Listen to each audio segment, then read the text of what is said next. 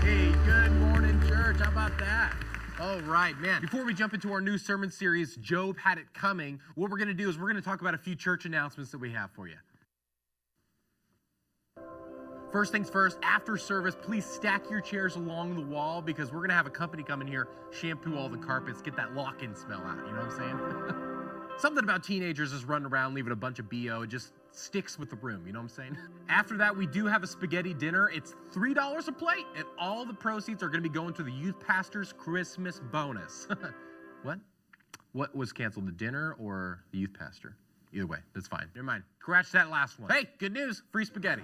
Also, if you have not signed up for the family retreat, this week is your last week to do it. It's in the last week of November. It's going to be a blast. I mean, it was so much fun last year. Jim, you almost died whitewater rafting. It was great. The dude was unconscious for 10 whole minutes. A little terrifying, but he is okay. Testimony's amazing. He saw the light and everything. It was great. Ask him about it. He loves telling the story. He loves it. This week's Wednesday night services are canceled because we have the all-female dance group, the Holy Trinity Tappers, coming to do a live performance in this sanctuary. Let's give it up for them. It's going to get really, really exciting. And I've heard their number to the song Give Me My Rib Back is just absolutely breathtaking. So I'm really excited. We're having a good time. Congrats to Dave and Rita in the back. They got married this weekend. Let's give it up. Yeah. Here's hoping the third marriage sticks, huh, Dave? I'm joshing you. I'm kidding. We know it will. It's not your first rodeo either, is it, Rita? 1 week left, guys. We're having fun. Also, keep Brother Rick in your prayers. He's out sick today. The doctors are saying that it's either a mild stroke or just a really weird sneeze. Either way, we really need to keep him up in our prayers, guys. Okay? All right? Thanks. You know, some people might say that these church announcements are running seamlessly.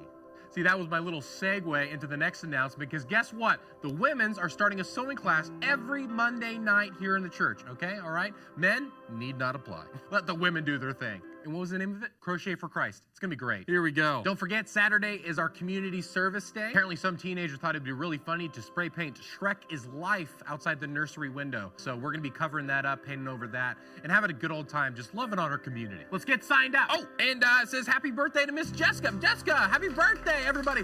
Happy birthday to you. Give it up. Wonderful. Hope you're having a wonderful weekend. Also, it looks like we forgot to wish Miss Doris a happy birthday 3 months ago, so she asked me if we could also sing to her as well. So let's do it again. Happy birthday to you. Another update, our tithing has been down for the past few months, and so we spent a large chunk of our budget this year on the LED wall extensions. We're going to add 20 feet on both sides, and that's already paid for, thank goodness, praise God. But because of the low tithing and low offering, we are going to have to cancel the Christmas shoebox operation and the preschool Christmas dinners that we're going to be sending to the local schools. But that's the price we pay when we don't pay. Don't kill the messenger. Listen, Zach went to college last week. We all sent him off, and apparently he is not doing well. He's coming back home because he was crying every single night because he missed his parents. So Zach will be moving back into his home. So if we can get some people to help move, once again, Zach, that'd be really great. Listen, no one loves participation more than me, but we do have fog machines for a reason. You're vaping in the building. I know you're trying to help, but it's really not. So we got to cut down on that, guys. Last announcement, guys, before we get started, kind of a serious one. Shoes are a must in church. Make sure you're wearing shoes, okay? Shoes are not optional here in church. This is not holy ground, okay? 6 months ago, this building was a Kmart, all right? Also, just chill in the tambourine a little bit, all right, Esmeralda? I know you're a free spirit, but let's put on some shoes, huh, Susan? Okay. We actually received in the offering plate last week, a gun. We contacted the local police department. If you have any information on that, please, whatsoever, come talk to me or one of our elders here, and we'll get you connected. All right, let's get on our feet. Let's have a good time. Everyone ready for Sunday? All right. Final announcement, then I'll just be quiet. Make sure to like and subscribe if you're watching on YouTube. Hit that bell so you get notified every single time we upload, because it's really important. We want you to see the content that we're creating, and if you're not liking or subscribing, I mean, you're not going to see it. I also don't know if you know this, but we started a podcast recently, and we're having a lot of fun with it. It's a lot of goofing off, a lot of improv, and we have some really fun guests sometimes. So if you haven't checked that out, that's called Ninjas or Butterflies. I'm wearing that hoodie here. There's the back print, a pretty sick logo. So check that out, because every episode comes out on Fridays, and it's really good stuff. We think you're really going to enjoy it. Right on? Excellent. Love you guys. Let's get on our feet. You see, that's my fun little pastor. No, I did that literally perfectly. You know, some people would say that these church announcements are running seeming. After that, we have a spaghetti dinner. After that, don't forget, we have a spaghetti dinner. Dinner. What in the world is going on?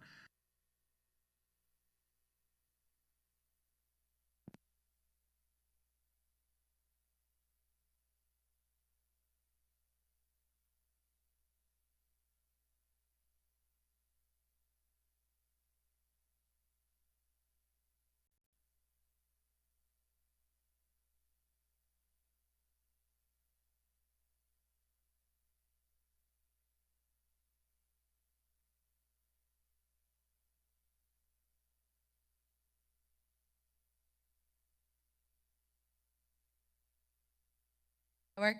Yeah. Okay. Awesome. Okay. So, hi, I'm MC. If you do not know me, we have a couple of announcements that we're going to do first. Am I doubly? I don't like this. Okay.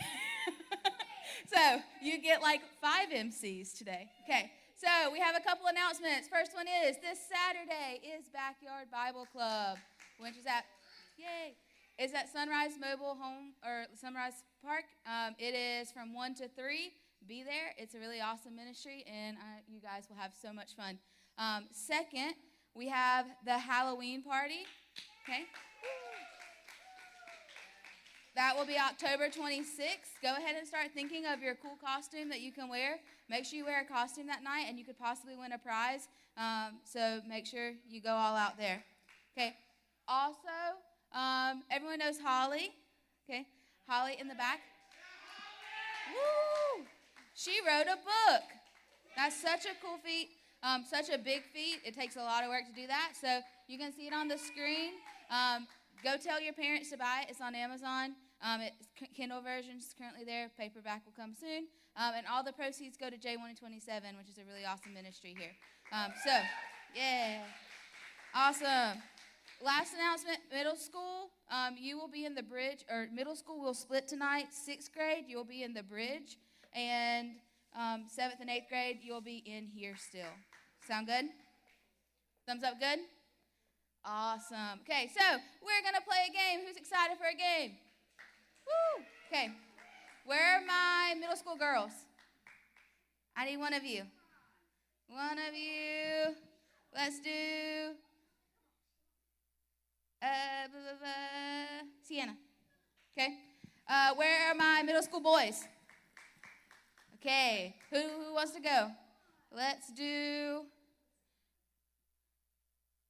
you. Yes. Ha. So we got Sienna. What's your name? Luca. Awesome. Where are my high school girls?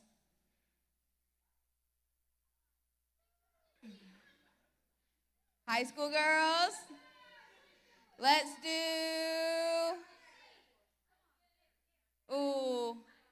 Anna or Connie, one of y'all.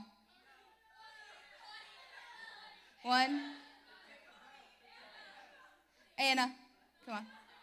Love you, mean it. Okay. And high school boys. Let's do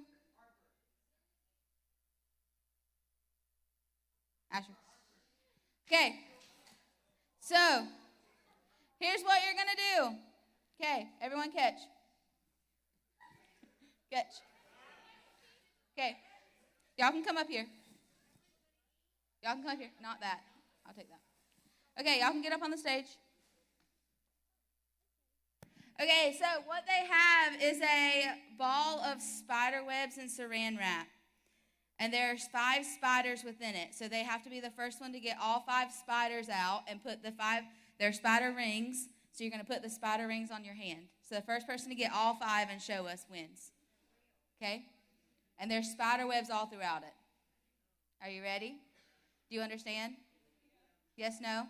Okay, who do we have? What's your name? Anna. Sienna. Luca. Asher. Make sure you're cheering on your people, okay? Are you ready? On your mark, get set, go.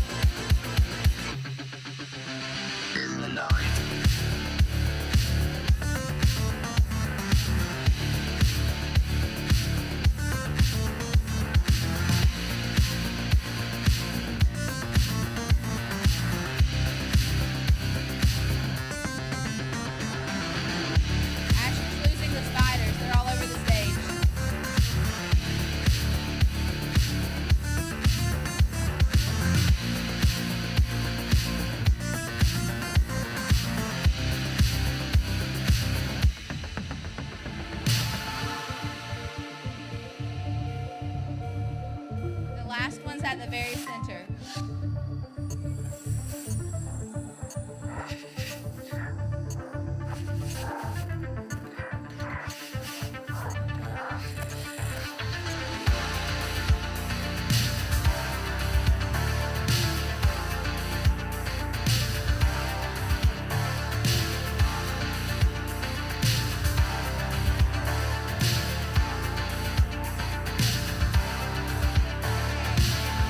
Asher wins. He got all 5.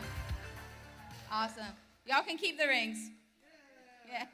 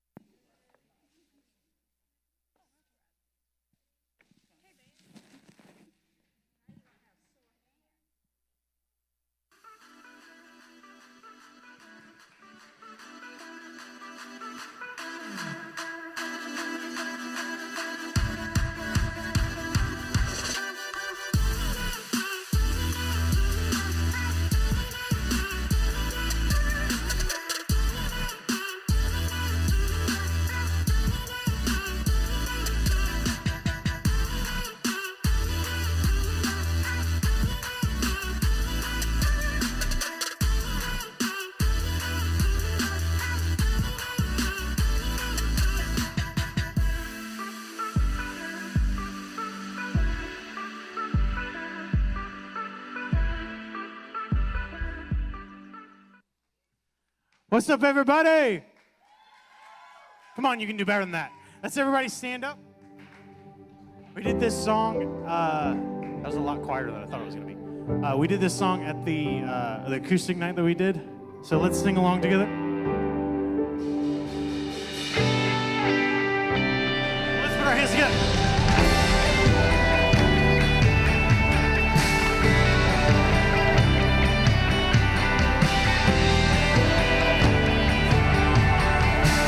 Let's sing I Call You Maker. I call you Maker. You give life an eternal spark. I call you Healer. You can mend any broken heart. I call you Faithful Father. You finish everything you start. My soul was made to respond. I know you by 1,000 names, and you deserve every single one. You've given me 1,000,000 ways to be amazed at what you've done, and I am lost in wonder at all you do. I know you by 1,000 names, and I'll sing them back to you.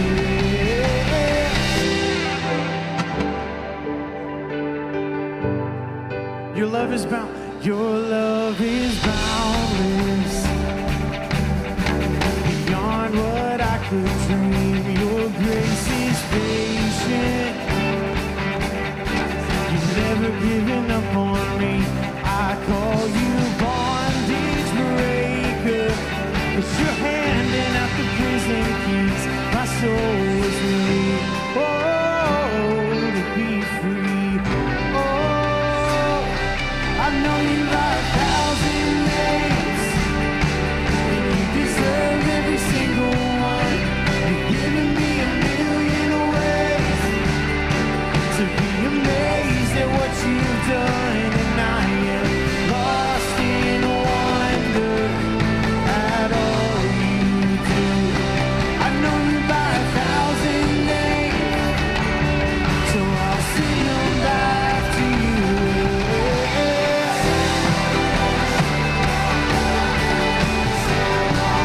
Sing them all back.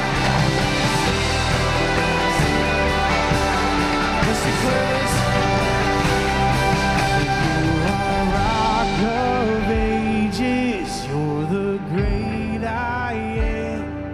You're the King forever, the beginning and the end.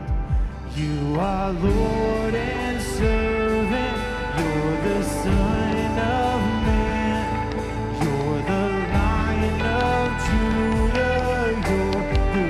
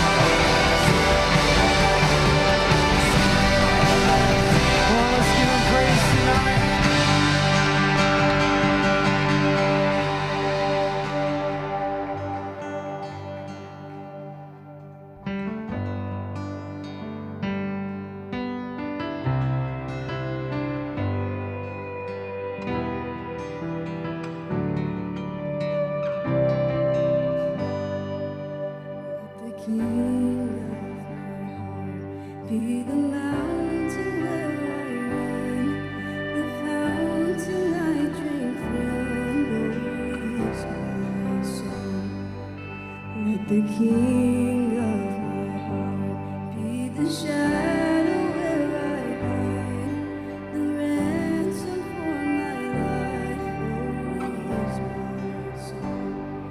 You are good,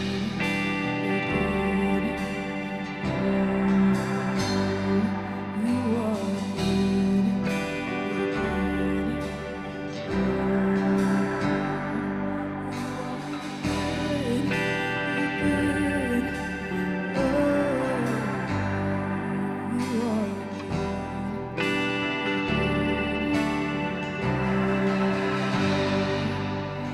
the king of be the wind inside my sails, the anchor in the waves. Oh, he is my song.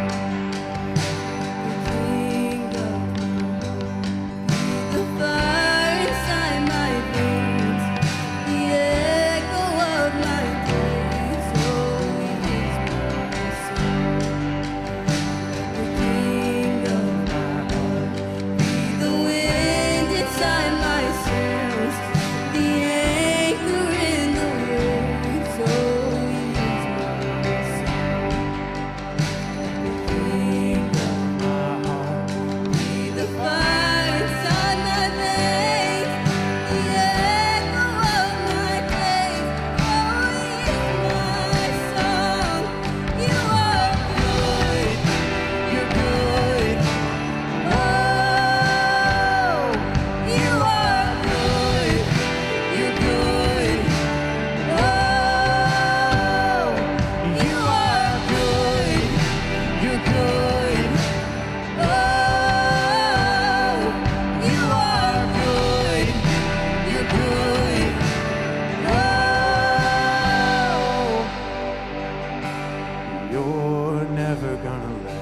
You're never gonna let me down. You're never gonna let me down. You're never gonna let me down. You're never gonna let me.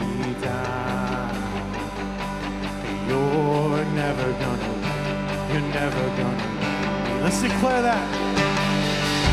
You're never gonna let me down. You're never gonna let me down. You're never gonna let me down. You're never gonna let me down.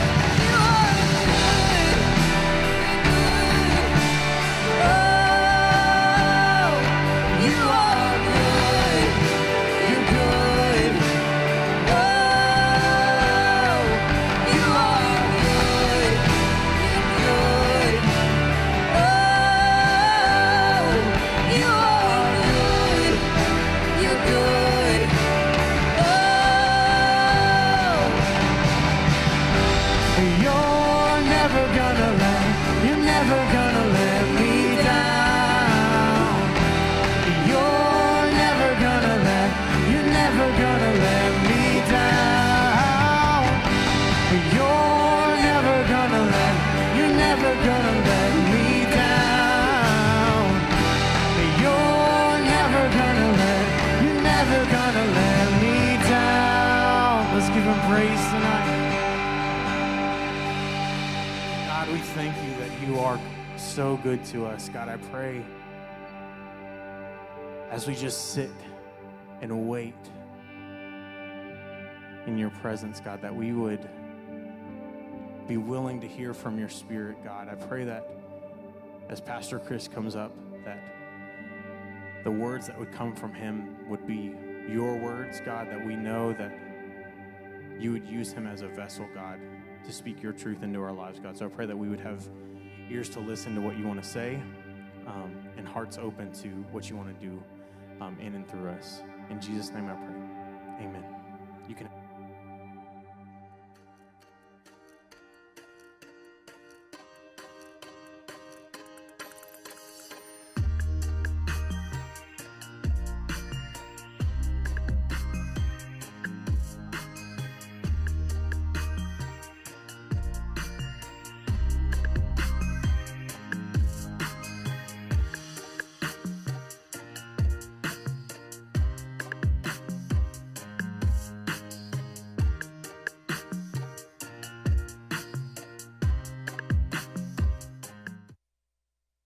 What's up?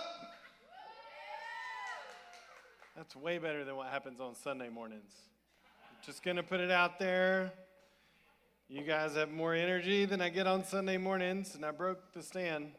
Need a little help. Need a little help. It's all right. We'll get there.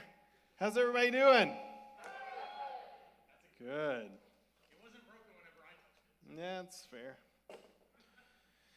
Hey, it's so good to be with you guys. All right, sure, let's do. Here, we'll just do both. So I need to go back and forth and decide which one I want. I'm kidding. This is great. Hi, my name's Chris. I'm going to make everything super awkward. We already did that. You don't have to worry about it. Hey, it's so good to get to be with you guys tonight. My name's Chris, and one of the pastors here at Journey. So if we haven't gotten to meet yet, it's good to get to be here and see you guys. It's been a little while since I've gotten to hang out with students, but I'm super excited to be here and hanging out with you guys tonight. There was a point back in the day where I did student ministry as well, and so I love getting to be with students. I love the life that's in the room. I love the excitement that you guys have, and so I'm just looking forward to being able to hang out with you guys a little bit tonight and talk about, in the same vein of what you guys have been talking about the last several weeks, which is what? Real friends. Now, I was thinking about as getting ready tonight, I was thinking about all the different things about what real friends look like and what real friends can bring and offer into our life. And I was starting to think about what my real friends when I was in middle school and high school were like. I remember learning a lot of things from my friends in middle school, like how to ding-dong ditch a neighbor. You guys, anybody learn that from a friend? Yeah, all the adults in the room have for sure. Sorry. To all the parents who are not here, I just taught your kids something. I remember just learning all these things, and like you guys wouldn't understand this, but we didn't have cell phones when I was in middle school or high school. I guess in high school they were kind of starting to get around, but we like if we wanted to talk to our friend, we would pick them up on a house phone, which you guys probably don't even know what it is. It's a phone in your house. You would call your friend, you would ask them if they wanted to play, and if not, you'd have to like hop on your bike and ride to their house to see if they wanted to hang out. And so we learned lots of things doing that we should and shouldn't do. But I just remember learning a lot of things from those friends. And then as I've gotten older, I've learned and seen how I can learn a lot of things from a lot of people and experience what real friendship is in those different ways. And so we're going to dive in tonight and talking about what real friendship can look like. But what I want to think about us tonight is in the vein of what we can learn from real friends. What we can learn from real friends. So I got a question for you tonight. We can learn things from our friends because they teach us a new skill. They teach us how to do something. Pastor Corey right now, I'm wanting to learn from him how to do a Rubik's Cube real fast. Anybody in here do a Rubik's Cube like super quickly? No? No, me either. And he's like, oh, it's easy, bro. All you have to do is do this. And a minute, 40 seconds later, it's done. And I'm like, I didn't even see your hands move. They're going so fast. Like, it just looks like you're holding the thing.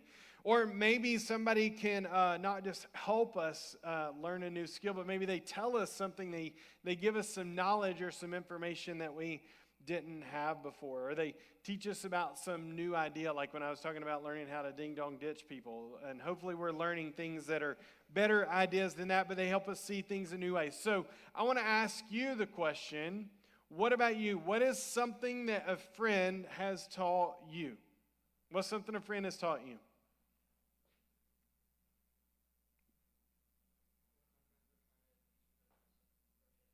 How to crochet? You're not invited to the Women's Crochet for Christ Club, just for the record. Anybody? Huh? Anybody else? I'm waiting for Pastor Justin to take me fishing and teach me some sweet fishing tricks. I know. What? I'm sorry, I can't hear. Solve a Rubik's Cube. All right. What about you? Drawing. Anybody else? You guys haven't learned anything from your friends?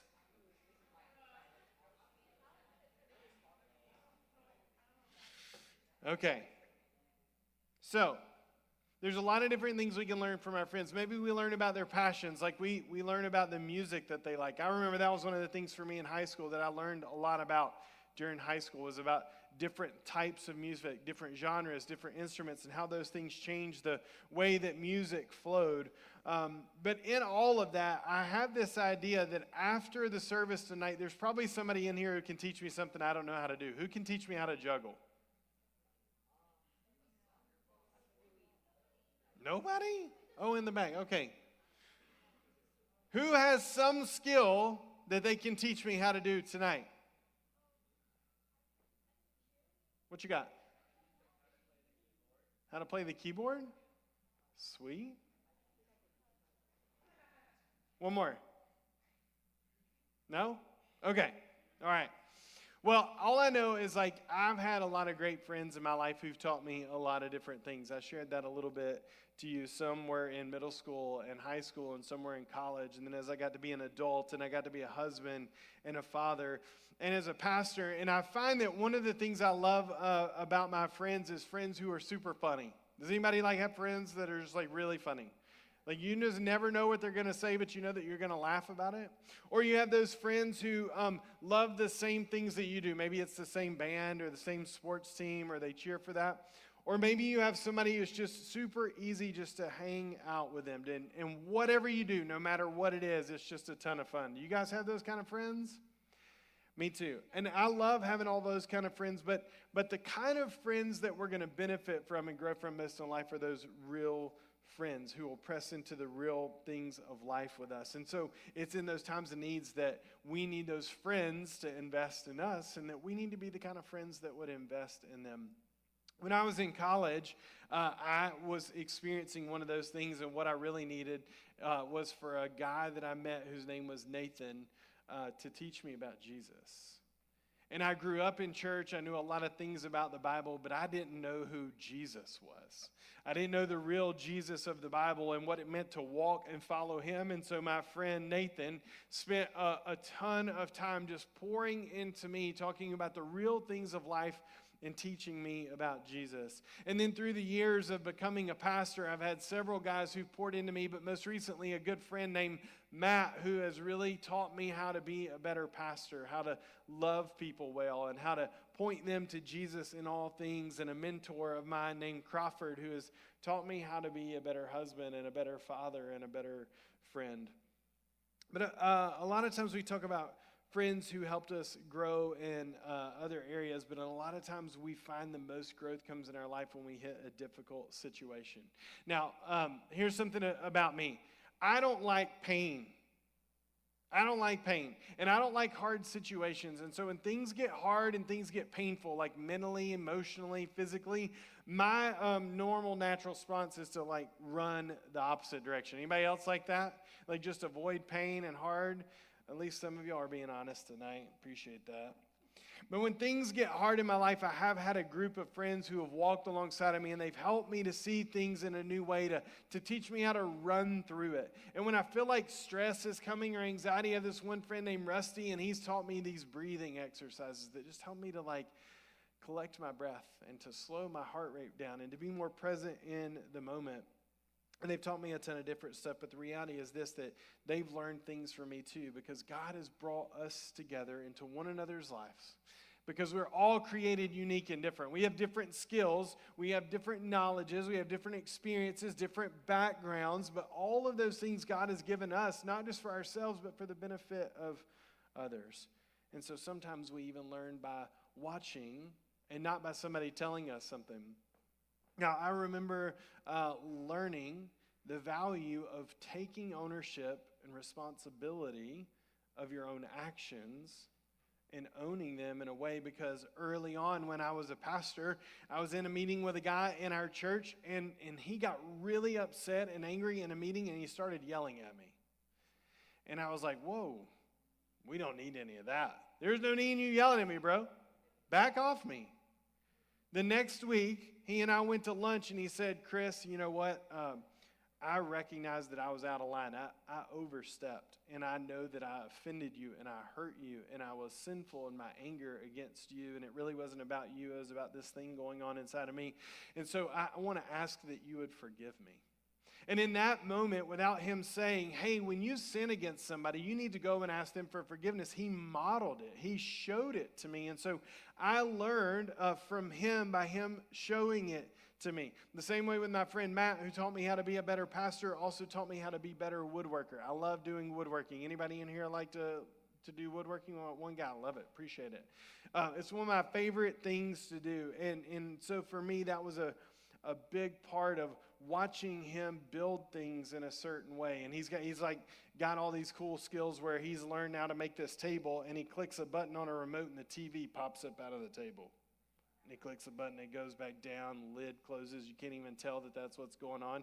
And I just learned how to build that thing by watching him. The last couple of weeks, you guys have been talking about the way that Jesus modeled real friendship. And so when he chose to befriend people, not everyone had been friends with, right? He was friends with sinners and with people that the religious people of the time they would have rejected. And so for him, it shows us just how important it was to model our lives the way Jesus did, because he shows us that real friends choose other friends wisely. He showed how to forgive Saul, who became Paul, and how his life changed. And in that moment showed that real friends show grace to one another. And I don't know if you guys know the story about Lazarus, but Lazarus was one of Jesus' friends, and Lazarus died, and Jesus went. And when he went to be with Lazarus' sisters and his family, who are all mourning and sad and weeping and crying, what does the Bible say Jesus did?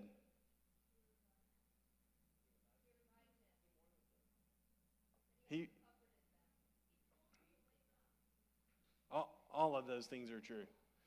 I was thinking about the shortest verse in the Bible, and Jesus wept because he was sad, and he was there because real friends comfort their friends because they see the things that they're going through. And so there's one more story that we're going to look at today where we see Jesus teaching us by example. Not by saying this is how you are to be a good friend, but like watch and see. So you already talked about how Jesus recruited these people to follow him. They're the disciples, and how many of them were there? 12. And he had friends and disciples in a lot of different cities, and Jesus would come in and go in different parts, and these people were all growing and becoming part of his crew, and for 3 years they did all of life together. Everywhere they went, these guys were together for 3 years, and so they were more than just his students. They were his friends. They were his companions. They were his community. And they learned from him by watching him, the way that he interacted with them, the way that he interacted with others, the way that he interacted with God the Father. And they learned from his words in that. They listened when he spoke to big crowds and when he spoke to individual people one at a time as they went in for small groups. And so they learned the ways of Jesus. We're going to read that story tonight. We're going to be in Mark chapter 9. And this is Jesus, again, he's hanging out with his disciples, and he's kind of gone through a whole lot of stuff. And just a little bit ago, he had told them that he was going to die, and then he was going to be raised from the dead. And so in verse 30 in chapter 9 of Mark, he says, it's written that they went on from there, that's Jesus and his disciples, and they passed through Galilee. And he did not want anyone to know, for he was teaching his disciples. And he said to them, the Son of Man is going to be delivered into the hands of men, and they will kill him. And when he is killed, after 3 days he will rise. So Jesus is predicting, again, he's going to die, and he's going to defeat the power of sin and death, and he's going to come back to life. But they did not understand this saying, and they were afraid to ask him. So his disciples, who've been with him for 3 years, don't even understand what he's talking about. Now, can you imagine like being friends with somebody and doing all of life with them, morning, afternoon, evening, sharing meals together, traveling around, teaching other people, and not understanding what he's saying? Can you imagine that? But that's the position that they're in. Verse 33 says, and then they came to Capernaum. And when he was in the house, he asked them, what were you discussing on the way? Like, hey, fellas, what were y'all talking about as we were walking from Galilee to here? But they kept silent. They wouldn't tell him. For on the way, they had argued with one another over who was the greatest. They're arguing with each other over who's the best. And he sat down and he called them all together and he said to them, if anyone should be first, he must be last of all and servant of all. And he took a child and put him in the midst of them. So he takes a child, puts him in the midst of all these grown men, and he takes him in his arm and he says, whoever receives one such child in my name receives me. And whoever receives me receives not me, but him who sent me. So whoever receives me also receives God the Father. In this passage, we see a couple of different things that are true about Jesus, how he models real friendship. And the first is that Jesus spent time with his friends. Now, this story, we know, like, because we just mentioned it, but if you go back and you read through the scriptures, you see all of the different things that Jesus and his friends, these disciples, have gone through together. They've done a lot of ministry together. They've had a lot of fun together. They've gone to a lot of different places, but we see that Jesus is spending time with them. But even in the midst of spending all this time with them, this really funny thing happens because Jesus is like, hey, I'm going to do this really amazing thing. And they're like, say what? What do you mean you're going to do that? Well, they don't understand, but they don't even really care. It's not really resonated with them yet because they just haven't fully understood even who he is at this point. And sometimes they think they do, and sometimes they don't. But then there's this reality of Jesus' friends in this passage we see here, and that's that they were focused on themselves. Jesus says, hey, fellas, I'm going to die for you guys. Then I'm going to defeat the power of sin and death over your life so that you can have new life now and new life in eternity. And what do they respond with in saying? Do they say, hey, Rabbi, hey, Jesus, hey, bro, can you repeat that again? It didn't connect. It didn't catch it. Or, hey, can you teach me that? Like, what is you saying? Like, what are you actually meaning when you say that to me? But what do they respond back with? They're fighting over who's the best. You guys ever seen that before? I remember that always happened in our neighborhood. It was always like, hey, I can ride my bike to the stop sign way faster than you can. And I mean, I could, so it was like, you know. But we were always fighting about that, or it was on the sports team we were on, or whatever video games that we were playing at the time. There was always this competition of, I'm better than you. You're worse than me. Like, look at this. I've got to be at the top, and you're like, woo, we're not even in the same league, bro. Like, you got to stay out of here. And this is the same kind of argument that Jesus' friends are having. And so when he knows exactly what they're talking about and how they're bickering and fighting and they're arguing in the background, he says, hey, what are you guys talking about back there? And clearly the disciples had some things to learn. And so in this moment, Jesus presses in with them to help them grow by providing some gentle correction and saying, guys, it's not about being the best. It's not about being the greatest. It's not about being the closest follower to me. He says, who is first shall be last, and who is last shall be first. And he flips this thing around and he gives this gentle correction to them. Because the message that he taught his friends here is that God really values childlike humility over arrogance and pride.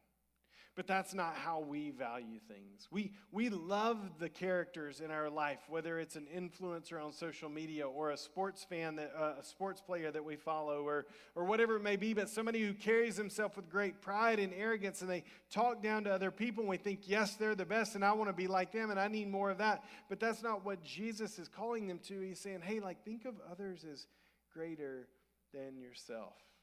And he brings this small child into them who is not going to understand what he's talking about any more than they are. And he says, hey, come on in and recognize, like, hey, this child even, the Lord loves and is here for. And so let's have this childlike humility of coming without arrogance and pride.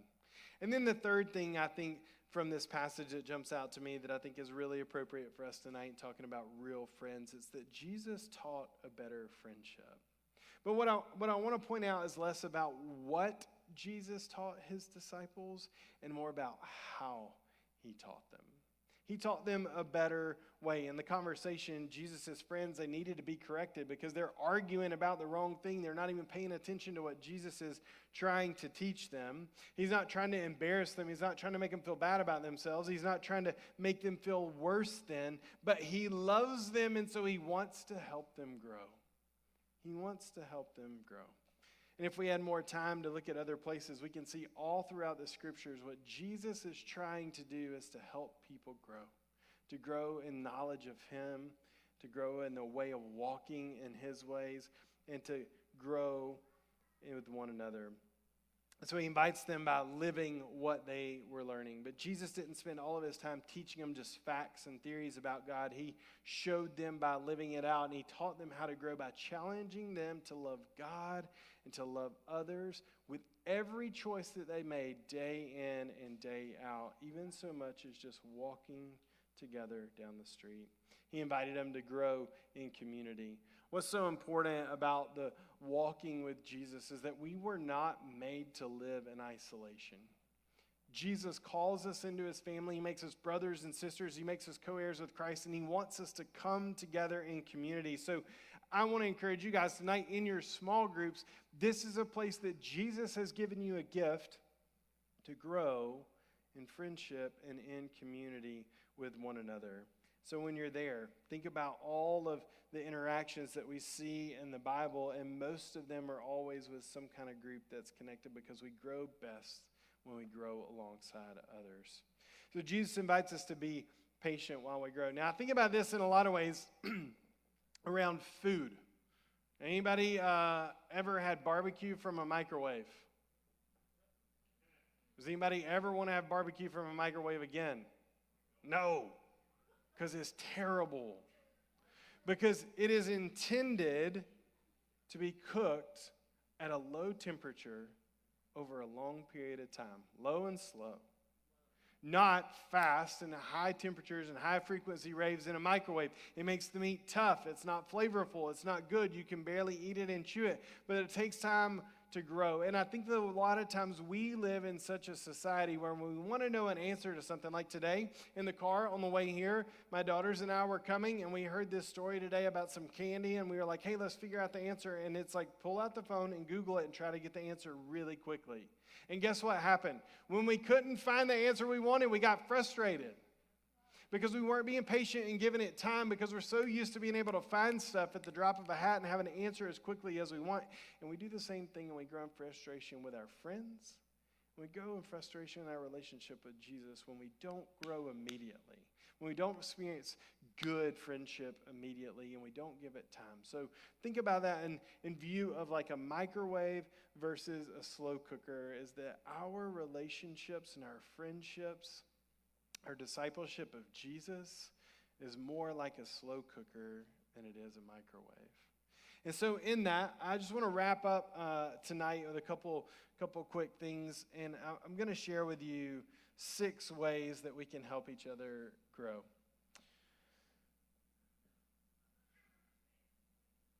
Okay. That works. Because our growth is never really complete. Because our relationship with Jesus is never complete. It is growing and moving and morphing every day as we're going through our life. And he is patient with us just like he was patient with his disciples, and how we should be with ourselves and how we should be with others. So, how do we become the kind of friends that are the kind of friends we want? How can we be the friend to other people that are the kind of friends that we want for ourselves? And how do we become the kind of friend that Jesus himself was? 6 ways that we can do this. Especially, I think, as a student in middle school and high school. When you're still trying to figure out who you are and what you want to do with your life and what it's going to look like and how you can help your friends grow too. So the first one is to be curious. Be curious. Care about your friends enough to ask them questions. Care enough about them to sit and to listen to their answers, that you can't help them grow if you have no clue what's going on in their life. So if you just walk in and you think you got the answer for them and you roll it out, like, you're not being curious, you're just making assumptions and you're moving on. So ask them questions and be genuine. Be curious. Be a helper. Be a helper. You may not be able to do the thing that they're having a problem with. You may not be able to fix it for them, but you can help them, point them to the tools or to people or advice that they can get help with. And if you can't help them, don't fake it and act like you can. That doesn't help anybody. That doesn't help anybody. But if you can help them, do it. Step in and help them. Be curious. Be a helper. Be brave. Be brave. I think this is the hardest one, especially when we're in middle school and high school, and we're still trying to figure out all of these things. And the reality is none of us like rejection, but in being a good, real friend, we have to be brave because we're going to have to take risks. We're going to have to take the risk for people to hurt our feelings back. We're going to have to take risk to have awkward conversations with people, to build a true friendship and to help your friends to grow, because friendships are worth that risk. They're worth being brave for. So be brave. The fourth one is to be humble. Recognize that you don't have all the answers.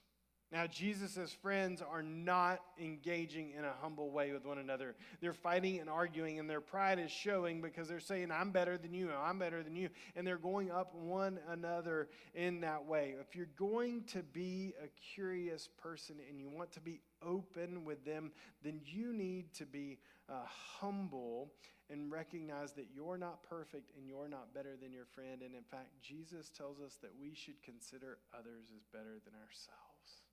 So we have to be humble to be a real friend. We have to be open. Because if you're going to be curious and ask questions, and you want them to be open with you and answer those questions freely, then you're going to have to be open with them too. Share what's on your heart. Share the good, share the bad, share the hard, share what you're enjoying, share what you're frustrated about. Be transparent. Because in being open, we will find what we all want. And that's to be known by someone else, to know them and to be known by them. And then sixth, and finally, be an encouragement. Show people that you love them. Build them up. Call out their strengths. Let them know that you're for them. Today, one of my friends that I get to work with here at Journey Church, he sat me down and he said, bro, I'm so glad that you're our pastor. And then he named 5 specific things that he has seen in me the last couple of weeks. And it just made me feel seen and encouraged. And to know that even in the midst of doing hard things that the Lord is at work and that he has brought people that I'm so grateful to get to serve with, but to be an encouragement. The greatest thing we can do is speaking life into other people, because it's the same thing that Jesus did for us. So there's a ton of ways that you can help your friends grow and how they can grow. These 6 are just some of them. It's a good start. It's not a full list, but this will help you to grow into real friendships in the way that Jesus showed and modeled real friendships with his disciples, with his friends. And so as we're wrapping up tonight, and as you guys are going off into your small groups, I've got something that I want to send with you. And essentially, it says, thank you for helping me grow. Basically, this is a thank you card. And what I want every single person to do before you leave tonight is to take just a couple of minutes. And I want you to think about a friend in your life who's helped you grow.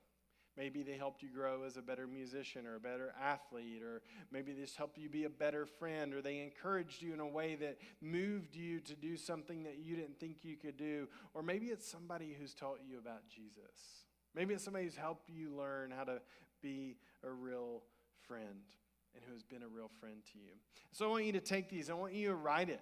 I want to encourage you, maybe you share it in your small group, and you can read to them what you wrote and who you wrote it to. And that may feel like too crazy, and you don't want to put that out there in front of everybody, and that's fine. You don't have to. But take it and give it to that friend. Share it with that friend, because in doing so, you get to do one of the things on that list of 6 ways. You get to be an encouragement to them by sharing how they've done and meant to you. And so as we look at the life of Jesus, and we look at Jesus and his friends, and we see that the way that they lived, like Jesus has taught us a better way to do friendship.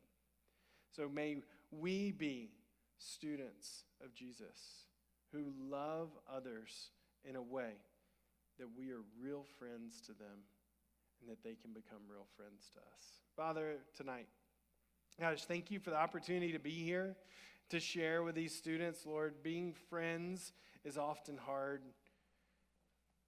in middle school and high school because we're never really sure what somebody else's agenda is. We're never really sure if they're a safe person. But Father, you've taught us a way to be a better friend. And God, as we are better and true and real friends in the way that you have been a real friend, God, that our friends will become friends who are the kind of friends that we want them to be. And they will be the kind of friends that we want to be for them. And so, Father, tonight I pray for each and every student in this room. God, as they measure what it looks like to be a friend, and as they measure what it looks like to walk with you, that they would see the way that you have wired and gifted them to help teach their friends, to help walk with their friends.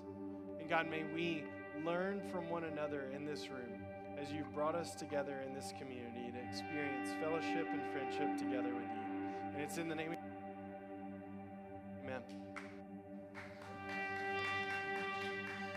If you would stand.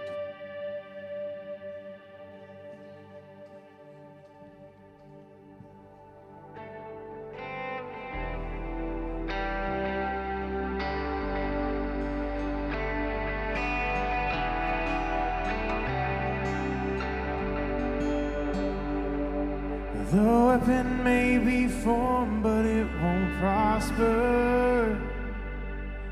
When the darkness falls, it won't prevail.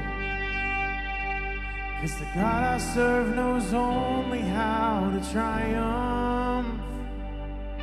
And my God will never fail. And my God will never fail. And I'm gonna see a victory. I'm gonna see a victory. For the battle belongs to you, Lord. And I'm gonna see a victory. I'm gonna see a victory. For the battle belongs to you, Lord.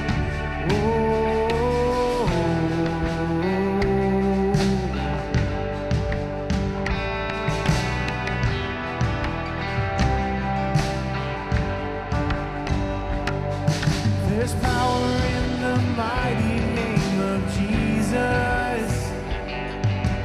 Every war he wages, he will win. And I'm not backing down from any giant, 'cause I know how this story ends. Yes, I know how this story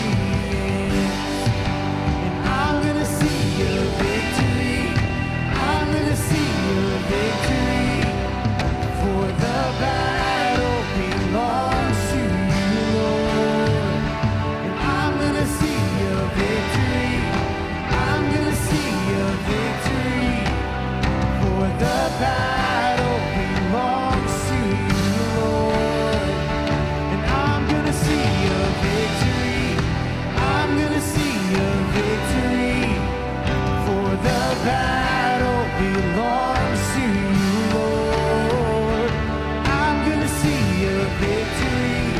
I'm gonna see a victory, for the battle belongs to you, Lord.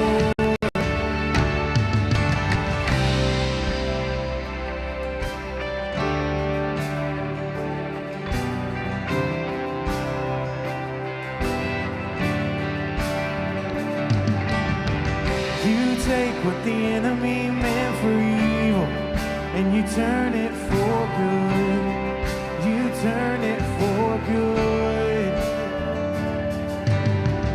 You take what the enemy meant for evil, and you turn it for good.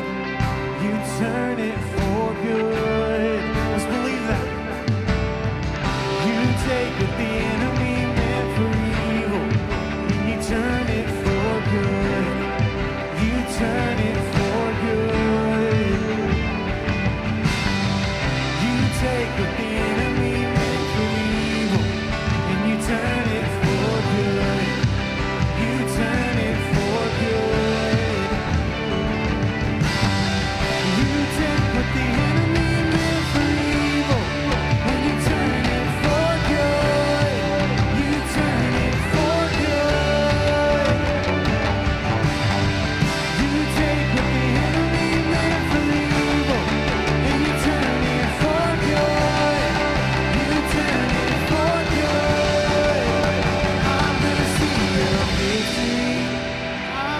see a victory, for the battle belongs to you, Lord.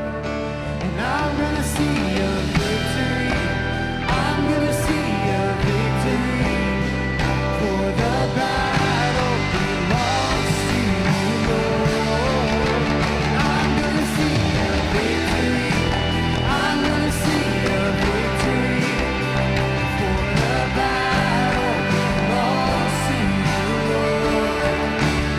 I'm gonna see a victory. I'm gonna see a victory, for the battle belongs to you, Lord. You take what the enemy meant for evil, and you turn it for good. You turn it for good. You take what the enemy meant for evil, and you turn it for good. You turn it for good.